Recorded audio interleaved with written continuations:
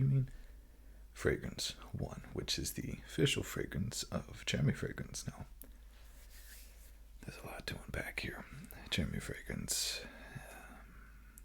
if you don't know him, or even if you do, is probably the most popular fragrance quote-unquote influencer. I say quote-unquote because I don't think he's influencing much these days, but he built a very large fan base, was great. It started to go wrong, awry, if you will, when he was begging his, maybe not begging, asking for his subscribers to pitch in money to get himself a new computer to make videos and edit them and post them, to which they did. I don't remember how much they raised, but it was a lot. It was thousands and thousands of dollars, I think. 3 days later, he posted a video about how he just went out and bought a Ferrari. That's strike one. He then revealed that he was going to make a new fragrance company, took pre-orders and whatnot. It was crowdsourced, crowdfunded. Said that it would be an affordable fragrance, and I don't remember if he gave a specific number, but like not exceeding $100. When he launched this brand, which is the brand we're talking about today, he decided that he wanted to sell his fragrances for over $300, because he said he doesn't want just anybody to have it. He wants the elite to have it. And then after that, he posted a video a couple days later doing a short of how much fragrances actually cost to make, and he said it was like $4. So he took money for the computer when he was buying a Ferrari, said that he didn't have enough. Then he crowdfunded fragrance company, saying it would be affordable, and then the fragrances were over $300. So you can kind of see where people don't care for this guy that much. But nowadays, what he does is infinitely self-promotes. He will make a top 10 fragrances video for men every day, posts it every single day. Top 10 fragrances for men, and lists himself, his company, every single time. He thinks his fragrance is the best fragrance ever, and never one to miss a chance for self-promotion. He also has just recently started putting every other company down, starting with Hugo Boss, saying that you should not buy their products because they should only put the best version out and only have one version of the fragrance instead of Boss Bottled and Elixir and Absolute. Again, saying how his fragrance company is better because there's only one version. This has led to a lot of hatred for this man and this company by affiliation. So much so that on Fragrantica has very low ratings, and Max Aroma started covering or selling these Fragrance One fragrances, and they already have 1-star reviews from people who never bought it, never tried it, but they dislike Jeremy Fragrance at that much that they're just giving him 1 stars.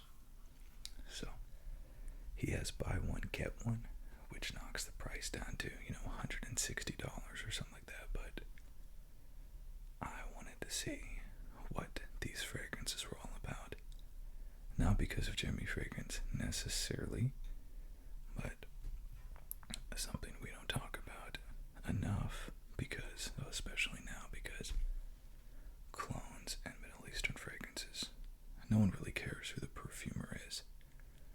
But in designer, niche, expensive fragrances, you always know who the perfumer is. And the perfumer that made all 3 of these fragrances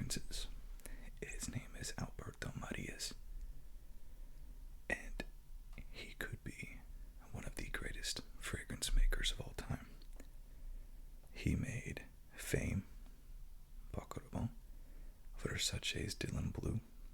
He made CK1, the other CKs, Acqua di Gio, and all of the Acqua di Gios. And he's made 501 fragrances now. He also made that absolute, I don't even know what to call it, that Moschino made, where they put it in a Windex bottle. I'm not saying that he's batting 1,000 here. Out of 501, there's 490 you've never heard of before.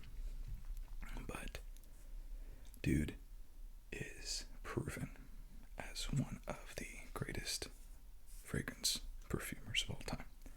And this is the same guy. So that's more so why I wanted to try it. So we're going to try it here.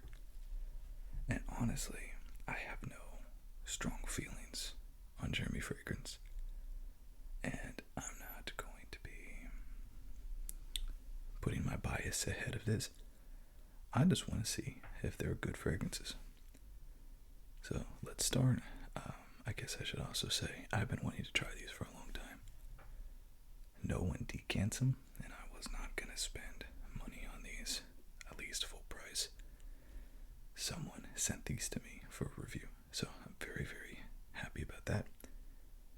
And hopefully I can get more of that, because everything I review here I have to spend my own money on. I'd like to be able to get some more of that to be able to review more. So got these decants here, and this is the first fragrance. I have the lowest of expectations as well as the highest of expectations, and I'll explain. This is Office for Men. Office fragrances, this is why I have the lowest. Office fragrances are typically inoffensive fragrances you don't want Karen running to the boss, telling him you weren't something crazy like oud or leather, tobacco, and then getting fragrances banned in the workplace, right? So you pick something that's inoffensive. So I don't know what this is going to be like. I just assume it's not going to be a trendsetter based on its name and what it's telling you to wear it. But this is the fragrance that Jeremy Fragrance says is the greatest fragrance ever created. Office for Men by Fragrance One. And it should be noted that I am comparing all of these fragrances to Parfums de Marly. I'm comparing them to Creed. I'm comparing them to Angel Share and Killian fragrances. Because the same price. So if you want me to pay $300 for a fragrance, this is what it's going to get. So already huge blast. Very, very high quality smelling. So that's good, at least. This is Office for Men.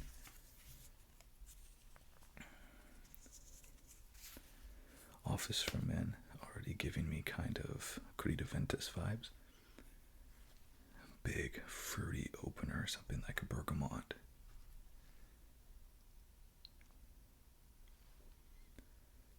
And a bit of an alcohol blast,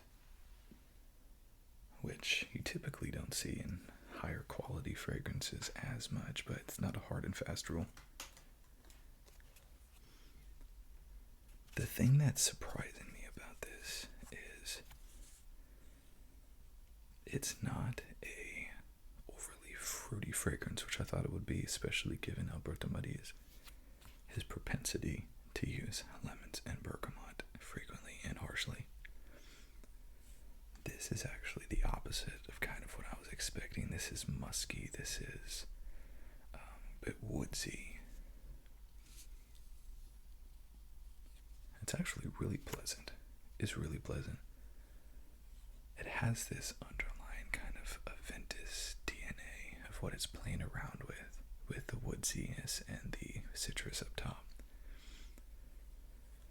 As soon as I popped open that thing, it projected strong, so I think this is probably going to be a good performer.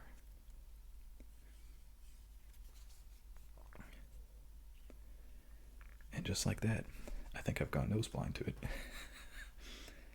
Just like that. There's nothing that unique about it.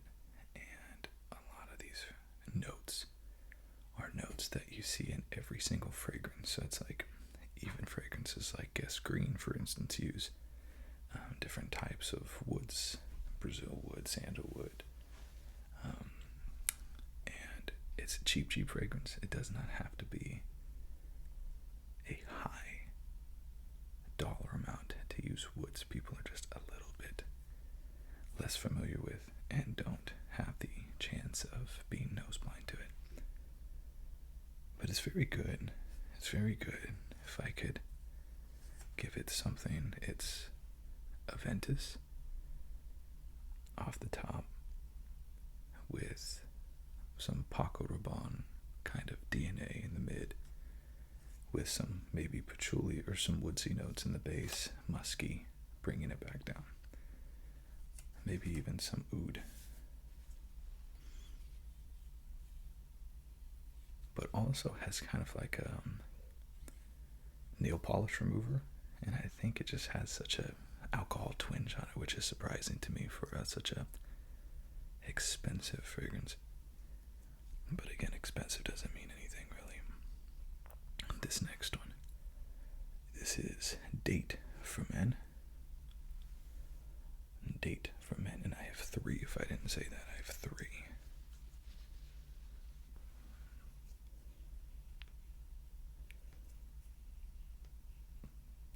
There we go. These little dabbers suck, man. These little dabbers ain't doing it. This is what it looks like. It's these little 1 ml bottles, but you know what? It is what it is.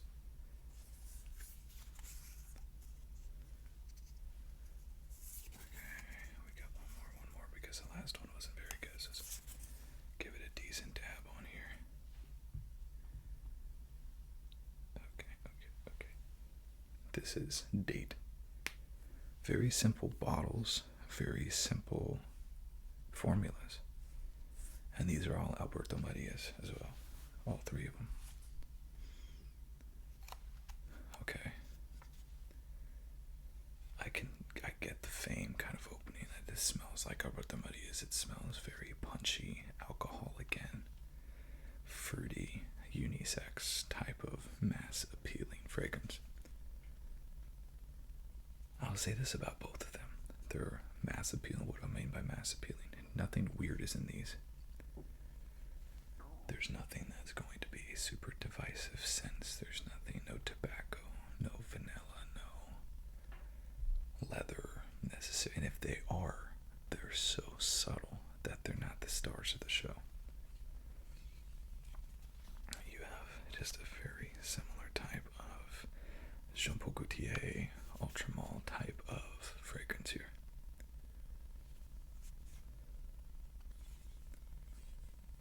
So we'll leave these. Those are drying, and we'll do one more and then come back to sample the other ones. Black Tie for Men. Black Tie. This one I'm assuming is going to be the most impressive just because this is the most, I guess, niche, original type of scenario. Office for Men, you have to be with a name like that in certain confinement. Same thing with Date for Men, said to be a fruity type of mass appealing unisex type fragrance for the purpose of the fragrance. But this one I feel like could just go either way. It could be a fruity kind of like a tuxedo, or it could just go in a totally different direction.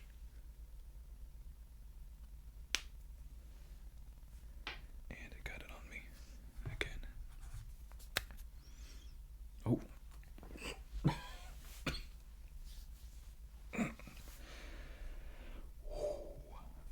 That is one of the worst like alcohol burns that I have ever. My gosh. Bro, it's like suede, cashmere wood, maybe like a vetiver. Super strong, super in your face. shoes, so I'm assuming there might be some leather in there. It smells like shoes. It smells like new shoes. That's what it's. Okay. Let's go back and revisit Office for Men now that it's had a chance to dry for a little bit. It's a good fragrance, but you're talking about a citrusy, non-offensive fragrance that you could pick up for $20 from other manufacturers. Is this the best fragrance of all time? It's not even close. It's not even in the top 100 for me. It's not a bad fragrance. But even for a 2-for-1 or whatever, or even as Max Aroma selling it for now, $150, there's no way this is worth $150. This is worth $20 to $25. This is what Alberto Maria is selling for Calvin Klein or Giorgio Armani. It's a $20 to $25 fragrance. It is a citrus, musky, manly fragrance, not offensive fragrance that absolutely gets drowned out by all of these fragrances. To say that this is one of the best fragrances is insulting, quite frankly, to everybody out there who buys it. It's not bad, and honestly, if this was a $25 to $30 fragrance, I'd probably be singing its praises, but to put this out here for $300 is insulting, quite frankly. But again, just because something costs more does not mean it's automatically better. I think people just can't assume that. It does not apply to fragrances. It applies to a lot of things in life, but not fragrances. Date for Men.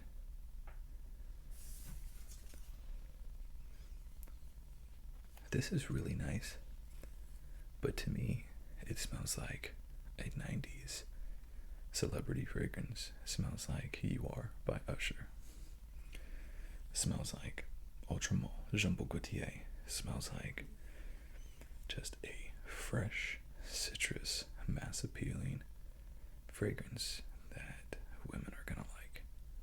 And this is the point of the fragrance. Date for Men. This is spray it on, she'll love it. That's the point of the fragrance. And it succeeds. But does it succeed? $300 worth? Absolutely not. It just is a very simple 90s style. If you want something better, Born in Roma Intense. That has the same vibe. Jean Paul Gaultier, Ultramel, or Ultramol, Alphamol. Alphamol, right? There's another one, right? They used to have Le Male, Le Parfum. That was even better, but it's those type of fragrances, borderline blues fragrance. And I have never seen a blues type fragrance that I have wanted to spend more than $40 on. Don't you save like $40 or $50 for blues fragrance? And I'm like, where's the door? Because you ain't knowing what you are even talking about. Let's go Black Tie. This thing was absolutely way too strong for me to be able to pick out the notes, which is a good thing. That's not a bad thing. That's a good thing. This is by far the best one. This is not an office scent, which is why it was not Office for Men. This is a rich, leathery, or cashmere type, balm, sophisticated, complex. Burns the nose, stinks the nostrils, earthy tones, slightly animalic. Is good. This one is the only one, if you get it at a discount for that $150, this is the only one that I would be like, well, is it worth it? Comparing this to something like Angel Share. And I'm trying to think of, man, Parfums de Marley's. Let's go Harrod Carlisle. Let's go really cheap Creed's Green Irish Tweed Tester. You could get it for like 160, 70 bucks. It doesn't even come close. Like, it doesn't even compete with fragrances in that price range. But if it's competing with fragrances that are $40, $50 fragrances, yeah, I give it to them. It's good. The citrus is trying to break through a little bit. Okay, let's rank these. The Office for Men gets a 7 out of 10 from me. Is good. I'm not going to remember it. If I pass someone who's wearing this, I probably won't compliment him. I would just think it was like Sauvage or something like that. You know, something that's very inoffensive, sweet, and it's a good fragrance. Don't get me wrong, it's a good fragrance, but it's not memorable. There's nothing special about it. Date for Men. I actually really enjoy this profile. It takes me back to those days, the Ushers, the David Beckhams, the Michael Jordans. You know what this actually smells like? It smells like something that from the house of Antonio Banderas. That Antonio Banderas would produce, like the Forbidden Kingdom?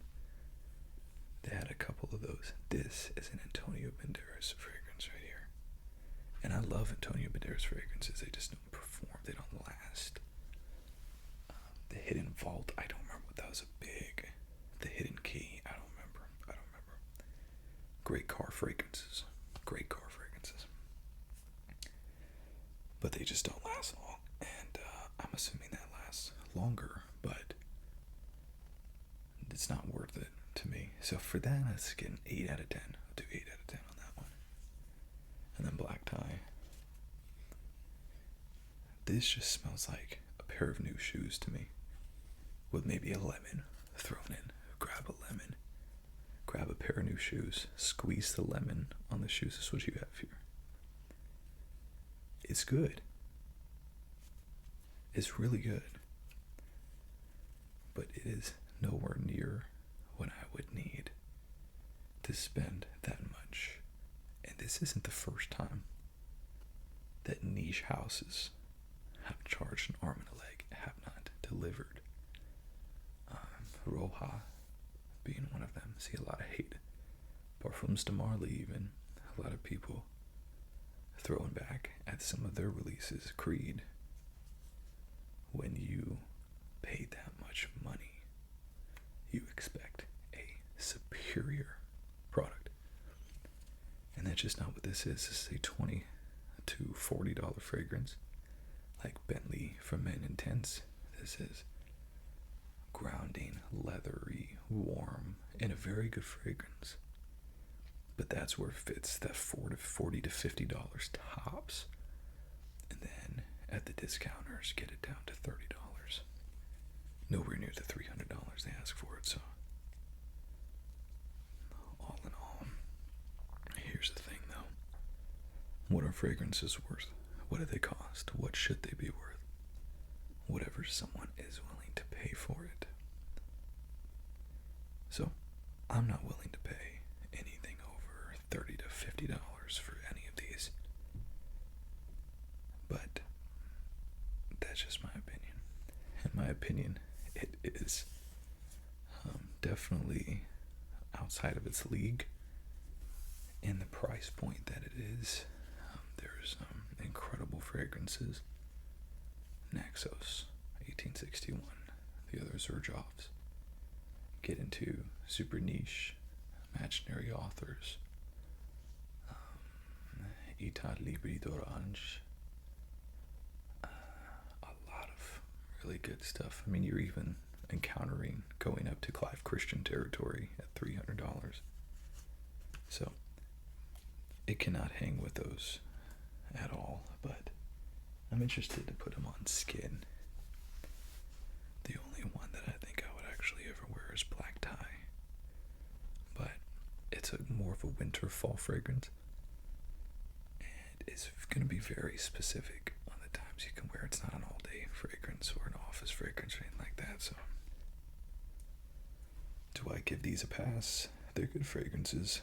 I think Alberto Marias did an okay job, but ultimately I'm going to forget about them the second I stop shooting this video, and in no way, shape, or form, in my opinion, are they worth $300 or even $150, but I'm so grateful to finally be able to test them out. So, this from Jeremy Fragrance, the #1 fragrance icon that follows the teachings of Jesus, as he says. Fragrance 1. Fragrances. I'll see you on the next time. Be well.